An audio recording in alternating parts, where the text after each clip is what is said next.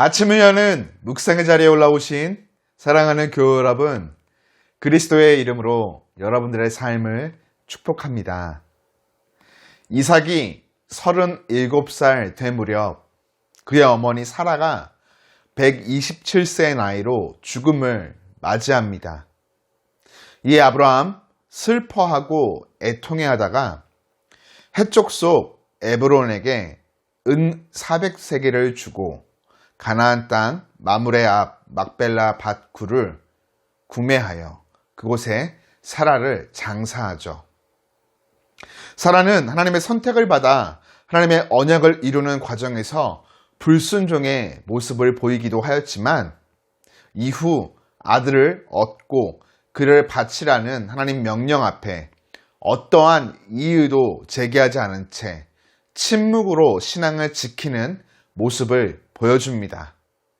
그리고 그 아들 이삭이 하나님의 언약의 아들인 것을 확인한 후 때가 되어 하나님의 품으로 되돌아가죠.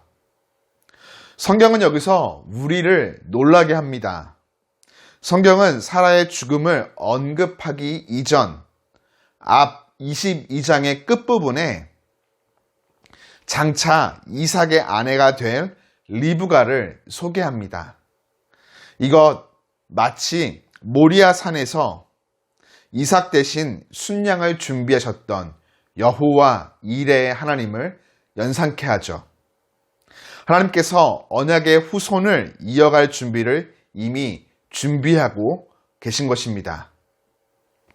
성경은 사라의 죽음과 함께 하나님의 언약이 취소되거나 중지되지 않고 계속해서 이어진다는 것을 바로 리브가를 등장시키며 확인시켜 줍니다.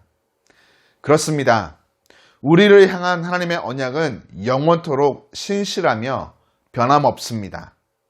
이를 이루어 가시며 하나님께서는 모든 것을 자신의 뜻과 계획 가운데 차근차근 준비하시며 아름답고도 놀랍게 이끌어 가시죠.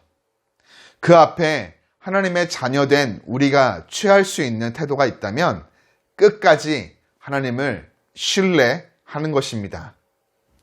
오늘 사라의 죽음 앞에 아브라함 끝까지 하나님을 신뢰하는 자세를 보여줍니다. 사라의 매장지로 막벨라 밭에 굴을 산 것이죠.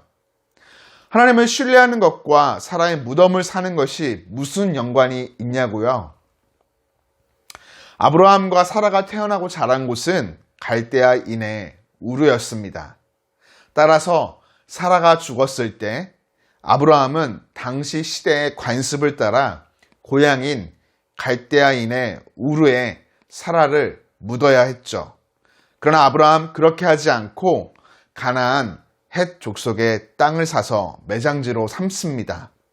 이는 자신의 고향이 하나님의 언약의 땅인 가나안으로 바뀌었음을 보여주는 행동이죠. 자신이 떠나온 갈대아인의 우르는 더 이상 자신이 돌아갈 곳, 고향이 아니라는 것을 말하는 것입니다. 하나님이 영원한 소유로 언약하신 가나안 땅이 자신의 고향이자 후손들의 고향이 될 것이기에 은 400세겔을 주고 매장지로 그 땅을 산 것입니다. 그렇습니다. 하나님과 하나님의 언약을 신뢰하는 자세를 삶으로 실천하여 보인 것이죠. 사랑하는 교회 여러분, 오늘도 쉬지 않고 우리 삶 속에 신실하게 자신의 뜻과 계획을 이루어 가시는 하나님을 믿음의 조상 아브라함과 같이 신뢰합시다. 더불어 우리가 되돌아갈 고향인 하나님 나라를 바라보며 그곳에 소망을 두고 이 땅을 당당하게 걸어가는 하나님의 자녀가 되기를 주님의 이름으로 축복합니다.